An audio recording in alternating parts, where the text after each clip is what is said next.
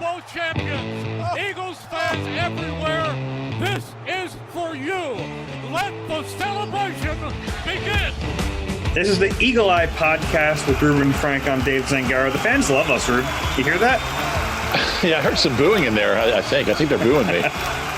That's our reality now. That's what we're gonna have on TVs on Sunday. Apparently, we'll get into that today. The idea that broadcasts are going to include fake sound from an audience that is not in the building. We're going to talk about Jason Kelce. We had a chance just a few moments ago to talk to him with a bunch of reporters on a Zoom call. Some interesting stuff out of that. We're going to talk a little bit about Jason Peters. It's kind of the one storyline hanging over this team right now. We're going to start our Better or Worse series. We're going to start with quarterback today. We'll do one of those during each podcast. And then at the end, I want to have some fun. We'll go through some of the rookie jersey numbers that have been announced. I'll get your take on each one of those. Some are good, some are bad. And those are directly correlated to how good a player will play. So that is a scientifically proven fact. Yeah, I'm not a big jersey number guy. I got to admit, I know people go crazy over that stuff. I've never really gotten that, but. All right, so stick around for that later in the podcast. It's going to be great. Way to really sell that one.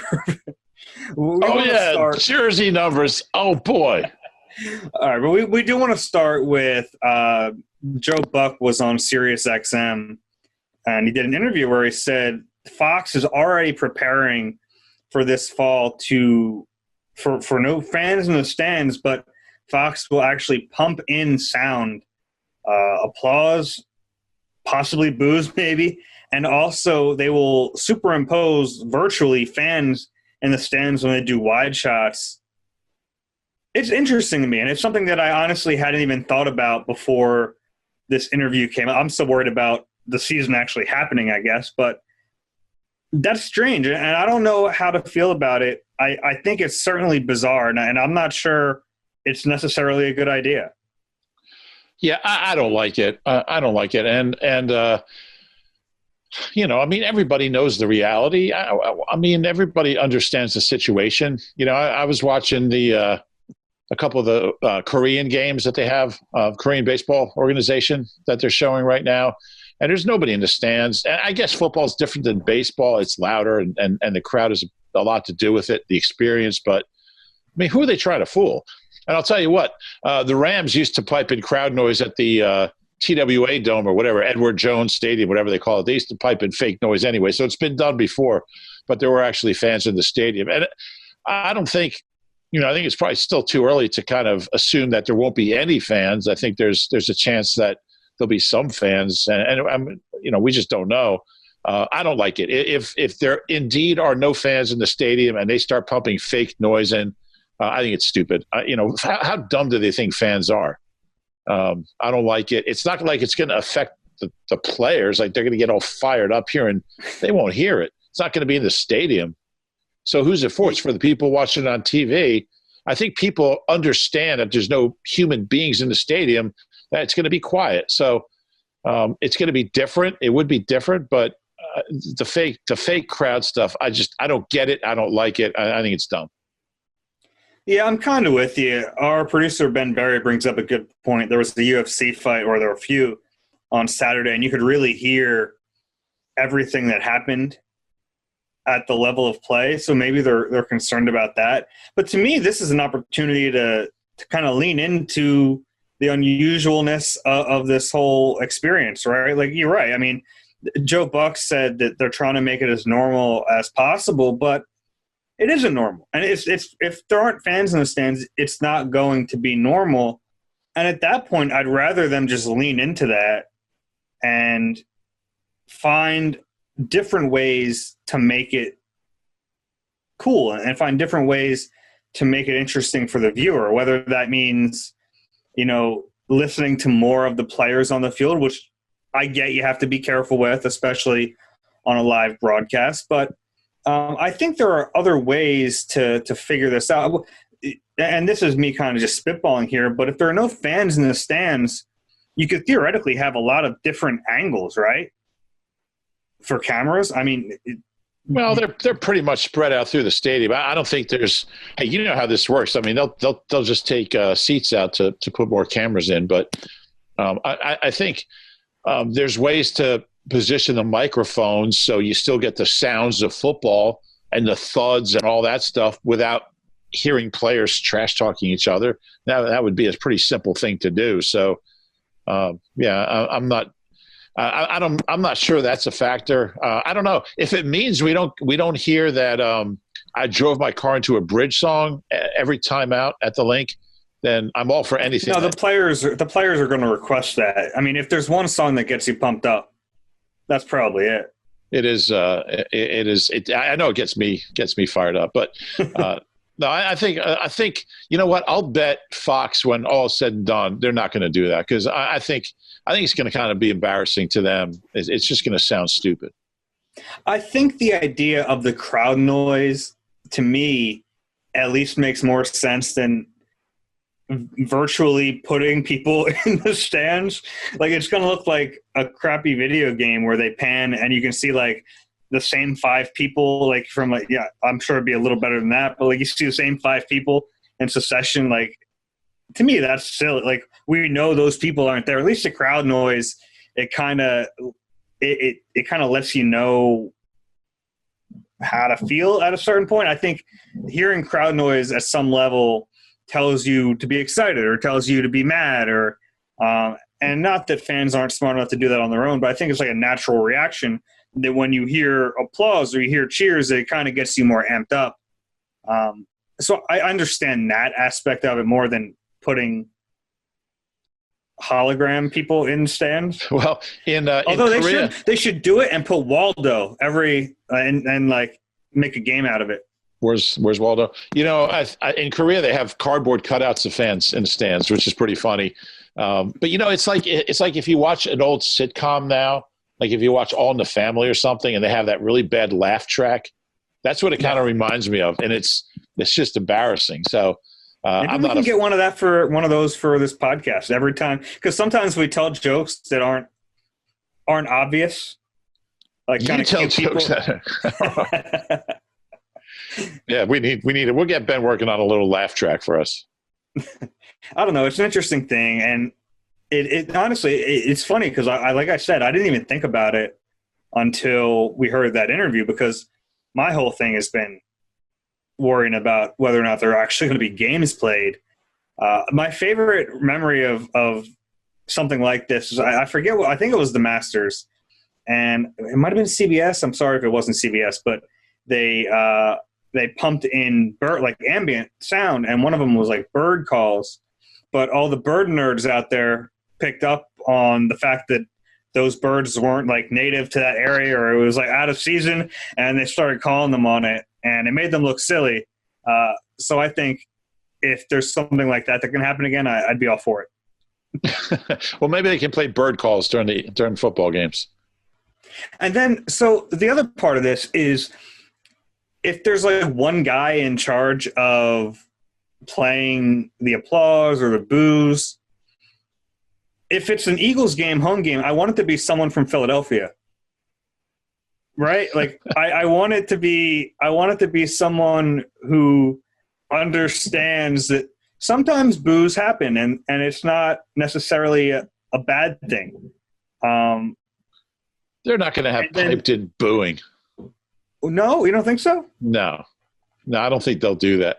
I'll tell you what, though. I covered the Kotite year, so I've been to games where there was nobody there, and nobody was piping in crowd noise then.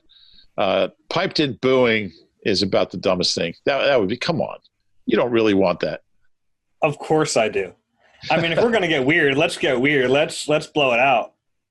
Yeah, I mean, they can still play music in the stadium, and they can still – I mean, there's still things you can do to make it feel like a game. Yeah. I think I would – in this case, the bird noises would be like peanut vendors. You could just hear them.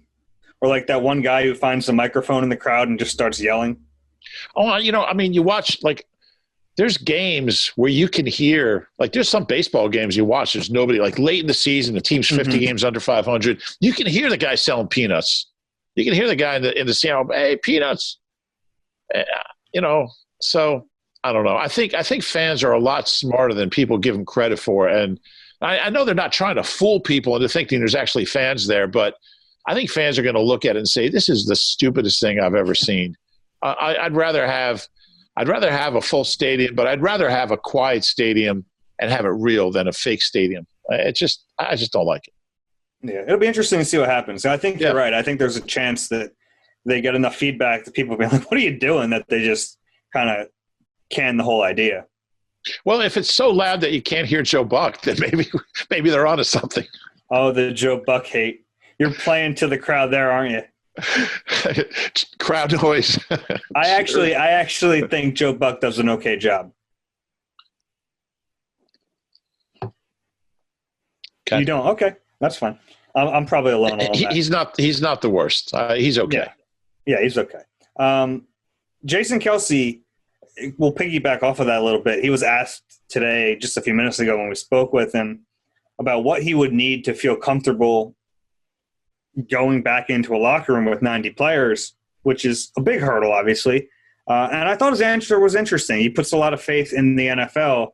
He basically said, hey, if they tell us we can go back in, I'm going to feel comfortable. I'm going to feel okay with it because I know that the NFL won't put us in a situation where it's not safe. So he said there's a multiplicity of outcomes, and I think that's a very Jason Kelce thing to say, but it's true. I mean, it could be because he brought up maybe the new cases are so low that there's not a fear, or that probably more likely that there are ample tests that you either test guys coming in the building or before games or whatever you do, that he would feel safe going back whenever they tell him he can go back. Yeah, and I think he's right. I mean, testing is going to be the whole key. Because when they get to the point, and I don't think it's all that far off, where you can get quick results. I mean, now it takes a few days to test or to get the results.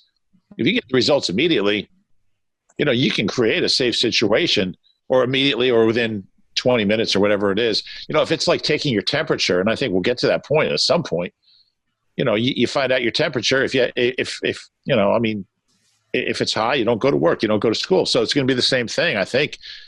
It might be a situation in time where fans going in have to take a test. And I mean, who knows? But I agree with Jason there. I think, the league's not going to do anything to put people at risk. And I think even in the next few months, I mean, we're in the middle of May, so we're still several months from the start of the season. You just hope that testing evolves to the point where they can, really safely get 90 people. Because, I mean, all the way this virus vectors, the more people you have, it multiplies the chances of it spreading. So 90 people is a lot, plus trainers, ball boys, coaches,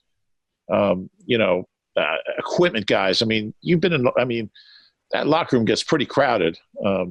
You're talking about a practice, 150 people there, and that's even without media, and who knows what that's going to be. I think for that to happen, testing is going to have to evolve to the point where they can really confidently say, you're cool to go in. You're cool to go in. Go, go, go. And anybody that tests positive, even without symptoms, don't go in the locker room. I think that's it'll be interesting to see. What else from that chat with Kelce stuck out? It's always a treat to talk to him because he's so thorough and so thoughtful with every answer he gives. And I thought there were some interesting things that came out of that. Yeah, and he's so thorough and thoughtful that you don't get that many questions because each answer is like 4 minutes. Yeah. I thought he was asked about Isaac Seumalo, left guard, who's played next to him. For most of the last couple of years, or a good chunk of the last couple of years. And boy, he was raving about him, called him one of the best guards in the NFL, said he's smart, he's athletic, he's strong, said that he's underappreciated and undervalued by basically everybody, called him one of the more underrated players he's seen. He was raving about Isaac Seumalo. I thought Isaac played well last year. I'm not sure I was ready to, go that far, but certainly Jason, and Jason's always been high on Isaac. I remember Isaac's rookie year a few years ago where Jason told me at training camp he was going to be a Pro Bowl center. When Kelce retires, he said Isaac will play center and he'll be a Pro Bowl center at one point in his career. So he's always liked him. He's always felt like he's had what it takes. But Isaac's put it all together, and he's a solid player. But it was pretty eye opening how much because Jason Kelce's not one that will, give gratuitous praise to anybody. So to hear him talking up Isaac Seumalo was pretty eye opening. Yeah, and my thoughts on Seumalo. I agree with Jason that there have been a couple bad is an understatement, a couple terrible games from Isaac that I think have really kind of molded the way people think about him. One was and there were the two games Jason mentioned. One was against Kansas City. That early was a September game against Kansas City a couple years ago. It was bad, and he was going against Chris Jones in that game, and he got his butt whooped all game. And then last year against Atlanta, got crushed. It was about as bad as a guard can play, and I think that's what's really hurt him. It's not you don't really notice guards when they're doing their job, but when they get beat that badly, it really shows up. So, yeah, I agree that he's an underrated player. I don't think he's one of the best guards in the league, like Kelce said. I think that's a little hyperbolic, but he is a good player. He's just by the nature of that line last year, he was the weak link, but that was because he had a bunch of Pro Bowlers around him. I mean, there's not really another option. But he's a fine player, and he was a guy who my bold prediction last year, and it got off to a rocky start, was that he was going to be a Pro Bowl player, and it didn't happen. And I don't think he was necessarily close to that, but he is a lot better than people give him credit for. What was my bold prediction? It had something to do with J.J. Arcega-Whiteside catching like 70 balls? Yeah, I think it might have. I think it was. We'll forget that ever happened. That was my bold prediction. Who would have thought I'd be closer with my bold prediction than yours? Yeah, I was only off by about 60 catches. What else? He talked about, he said it was really it wasn't a difficult decision to come back and play another year. This will be his 10th year with the Eagles in the NFL. He said he decided early last year, he'd already made up his mind and shared that with his coaches, I guess with Howie, that he planned on coming back.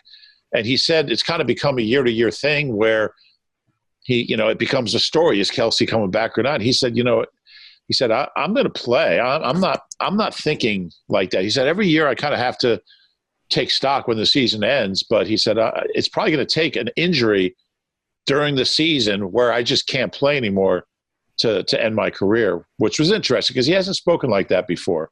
He sounded really refreshed.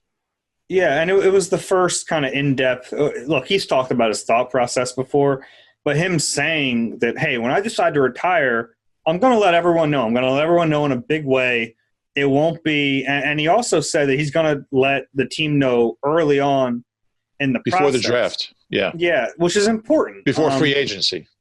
Free agency. So they'll be able to come up with a plan because the timing of him officially announcing he was coming back this year made it look like it was like a last-second thing, but it really wasn't. It was something that he had decided a long time ago, and he had been asked about it so much by people that he decided I had to address this. But that's a nice thing for the organization to have, knowing that we'll see. Maybe that would change, but knowing that he'll give them enough notice to come up with a contingency plan when he leaves, that'll be helpful because it's not going to be easy to replace him whenever he does decide to walk away. It's hard to imagine an Eagles team without Jason Kelce, isn't it? It's hard to imagine an Eagles team without Jason Peters, and that was also something that Kelce talked about. JP's been here longer than anyone. He's the longest tenured player on the team, 2009. And technically he is not an Eagle right now. There's a chance he could come back. Kelce's perspective on that was interesting. He talked about Andre Dillard pretty honestly, I thought. He said that, Andre has a lot of the physical attributes that you want in a left tackle. The one thing he was lacking last year was strength. But the way Kelce put it was, that strength and power, you can add that later. Whereas the things that Dillard does have, the speed, the quickness, the overall athleticism, if you don't have that, you can add it. So I thought that was a fair and somewhat optimistic look at Andre Dillard, who very well could be the starter this year. Yeah, Yeah, and I mean, when Jason talks about a guy like that, he's going to be honest, and he was. And he didn't rave about him like he raved about Isaac, but he said, if he's got to get stronger, but he has the frame to do it, and that's going to be important for him. But he also said, "I'd love to play with Jason Peters again," and so he's honest about that too. And yeah, I mean, they've been together for a decade, those two. For the most part, they've each had their injuries and missed seasons. But, you're talking about two of the best offensive linemen in Eagles history right there. So there's definitely a bond between them. Jason Kelce said Jason Peters is the best player I've ever played with. It's pretty high praise. Yeah. It's funny because it is high praise, but it's also, yeah, of course he is. Right? Like, who else – well, he's played with some. He's played with great players, but we're talking about a Hall of Fame player on the offensive line that, to me it's pretty obvious Jason Peters is the best player he's ever played with. Sua Opeta and Nate Herbig. Guy's got a just whole. Wait until Jack Driscoll gets in there. But yeah, no, it's true, and it's going to be really interesting. And it's a really odd situation. You're talking about a Hall of Fame player that's been on the open market for a couple months, and Jason's been tweeting about how, he wants to keep playing. He's not thinking of retiring at all. I mean, he wants to play till he's 40, that's 2 more seasons. So most guys say they want to play till 40. It's like, oh, that's 17 more. It's 2 more seasons for him. He can do it. It's a tricky situation because you get Jason Peters, whatever team it is. How many games are you going to get where he plays the first snap and the last snap? And that's the question with him. And you're going to get, for the snaps he's out there, you're going to get a really good player still at this point in his career. But it's tough to kind of, especially this offseason, it's tough to kind of project exactly what you're going to get from him. And again, he'd have more value here because he's comfortable. He's played here. He knows the system. He knows the offense. He wouldn't need OTAs, wouldn't need to learn anything. Kind of feel like Jason Peters is a guy you could just stick out there. Somebody could sign him on September 10th and put him out there that Sunday and he'd be fine. He'd probably prefer that. He probably would. He's not a big fan of practice, is he? Yeah. He doesn't really need it. He doesn't need it, yeah, and it's all about preserving his body. The latest I've heard on Peters is it's kind of the same situation they've been in now for the last couple months since March when he became a free agent. They check in here and there, and there's still interest on both sides, but I've heard there's nothing imminent right now. So I think it's still a possibility that the Peters is back, and I still wonder what that means about Andre Dillard and how they view him. Everything I hear from the Eagles is that they publicly say that they still have confidence in Andre Dillard. If you bring back Jason Peters, I don't know how you can still proclaim that. Well, there's 2 things that can happen. If you bring Jason back, either he starts or he doesn't start. If you bring him back and tell Dillard, look, you're the starter. We feel like we're a better team with Jason Peters here. And you see how it's going to affect them. And if it affects them negatively, then you have Jason Peters and go in and play. But, yeah, I'm not crazy about it. I do think it's going to happen. I think he's going to be here. I think more likely than not, Jason Peters will be an Eagle this year. I don't think Howie's a guy that really is going to be overly concerned with the effect it would have on another player. He's going to be like, does this guy make us a better team? And so the answer is yes, and he'll bring him in. What's your gut feeling? Yeah, I'm leaning that way. The fact that he's still available, and it kind of lines up. There are other teams that would make some sense too. So if another team gives him a significantly better offer, maybe even not that significantly better, he might go somewhere else. But it's kind of lining up that it would make sense if he's back. It would, and this is not the end of this story, no doubt about it. Hey, your NBC Sports Philadelphia podcasts are all on the My Teams app right now. Listen to Eagle Eye, Sixers Talk, Phillies Talk, and Flyers Talk on the My Teams app. Our Andrew Culp is about to wrap up his Better or Worse series. 17th annual. Yeah, we do this every year, just analyzing the Eagles roster by position.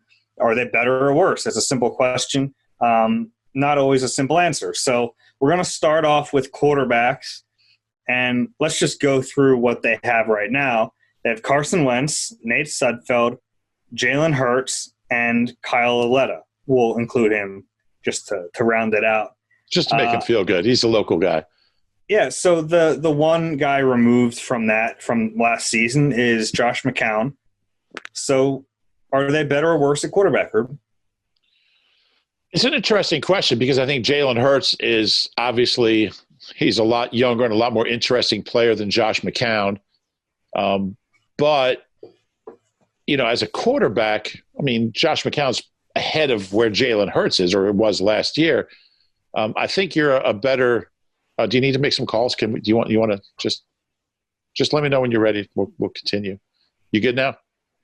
See, you're watching me on Zoom, but most of our audience are not watching on YouTube. They're listening to our podcast, and they have no idea what you're talking about. Well, that's not true. Which isn't that uncommon anyway. I think we get as many people watching on YouTube as downloading the podcast. So I don't think it's that much of a disparity. Anyway. I mean, I cater to both audiences.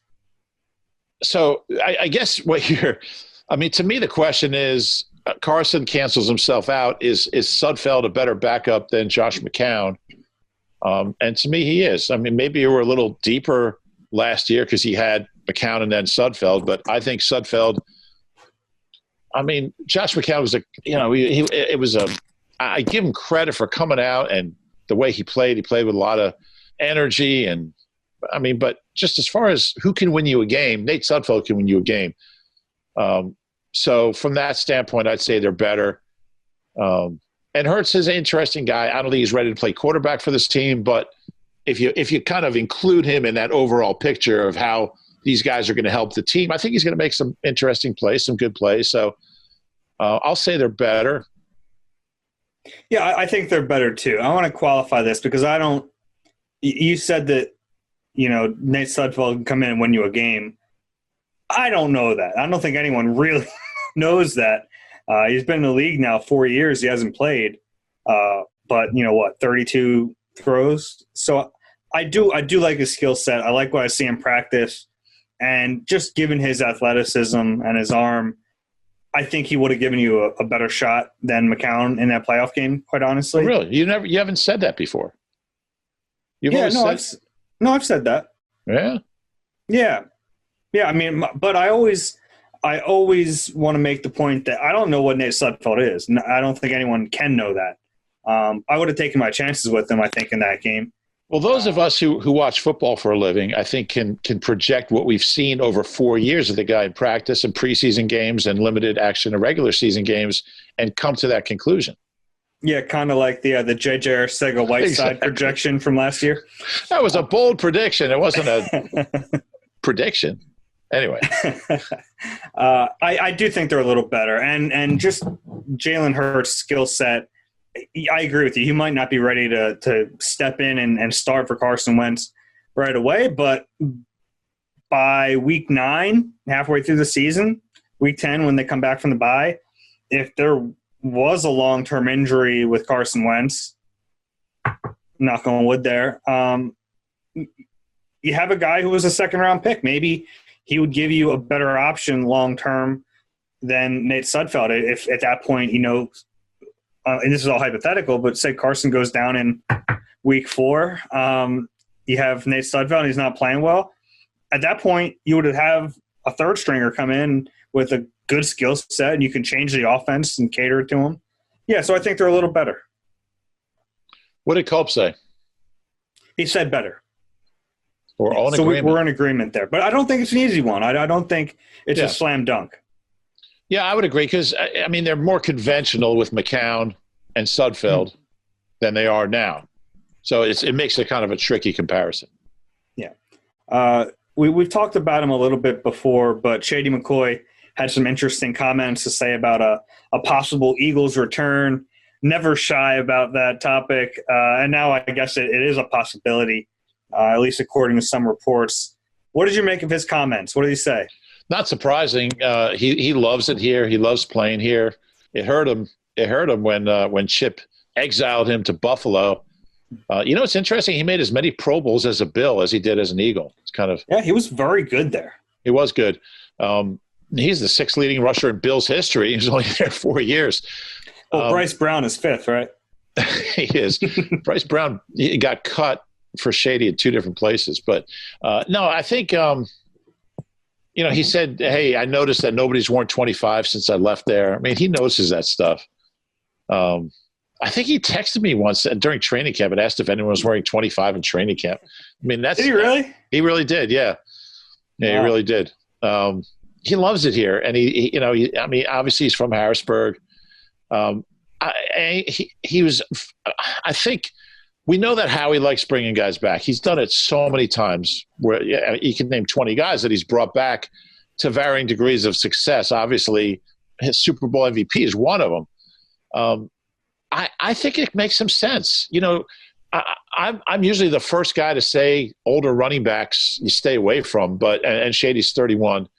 He averaged 4.6 last year, and that's over 100 carries. It was the 12th highest average in NFL history by a running back 31 or older with 100 or more carries. And he's been healthy. He's been pretty much healthy. A lot of those other guys who are available are younger, but they've had some pretty serious, ACLs, MCLs, Achilles, shoulders. There's been some pretty bad injuries. So, I wouldn't want to bring Shady back. There might be other guys that are more capable of, if Miles Sanders misses 8 weeks, God forbid, to give you 20 carries a week. Maybe Shady can't do that at this point. But I think he's a guy that can move the chains still at this point in his career. I think he wants to play one more year. I know he'd love to make a little more case for Canton. He's a fun guy to have around. Doug likes him. Him and Deuce have a great relationship. You're talking about an off season where there's no OTAs and an offense that Shady might not be completely familiar with it. Certainly there's been a lot of changes, but he played under Andy for a lot of years, and he's been with Doug. Doug was here when Shady was here. He's been with Deuce. He's got a good relationship with Howie. So I think there's a lot of positives. He's just, if he was 28 and everything else was the same, you wouldn't hesitate. He'd be the number one guy out there. But, we're so used to, he's 31. That's old for running backs. 4.6 last year. Hard to argue with that. Yeah, 4.6, but then he gets healthy scratched in the playoffs. And that's Andy Reid. If anyone would want to play Shady McCoy in the Super Bowl, you would think it would have been Andy Reid. So that gives me major pause that Andy Reid didn't think this guy could help him in the biggest must-win game there is. I think there are better options out there, honestly, from a football standpoint. I like the idea of a reunion, and if it works out, you have the all-time greatest running back in Eagles history coming back for a victory lap. I like the storyline of it. I like the idea of having the guy around. There are mixed opinions about Shady, and rightfully so. He's made some boneheaded decisions in his career and his life, but he's a fun guy to have around. He would be entertaining, if nothing else. But I think from a football standpoint, there are better options. So I don't think I'd be all in on that reunion. You know me. He's my guy. I want him back. Yeah, no, I get it. And it would be fun. It'd be fun the first time he gets in a game and maybe breaks off a big run. Can you imagine the pumped-in crowd noise for that moment? They turn it up to 11.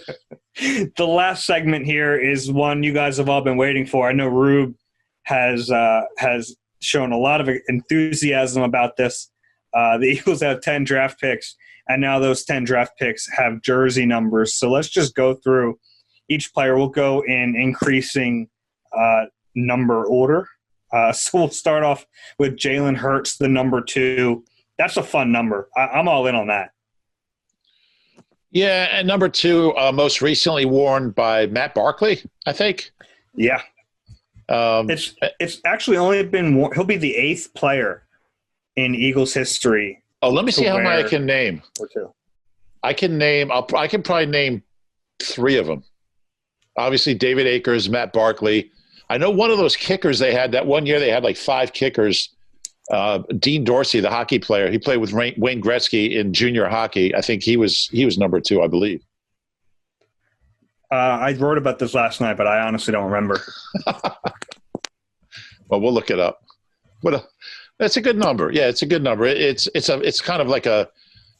I think it's a cool number. It's a cool number, and you see a guy with a kicker number, a low number, who's kind of a gadget player. Makes him. I think it's a kind of a fast playmaking number.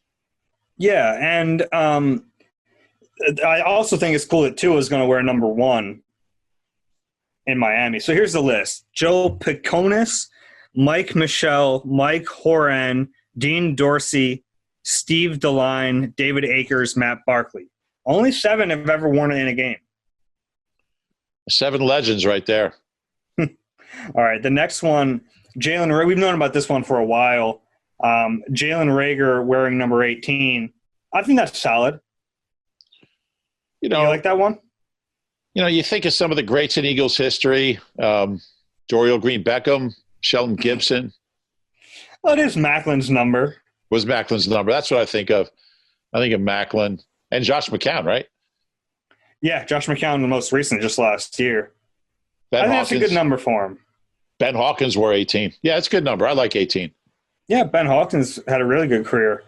The next one is one that most people don't seem to like. Kayvon Wallace wearing number 42. I don't know about that. Well, is it the Sendejo thing? Yeah, it's I don't know. It's kind of, I like the numbers in 20s and 30s for defensive backs. Once you get in the 40s, I'm kind of out. Who's the best player to wear 42 in Eagles history? Kurt Coleman?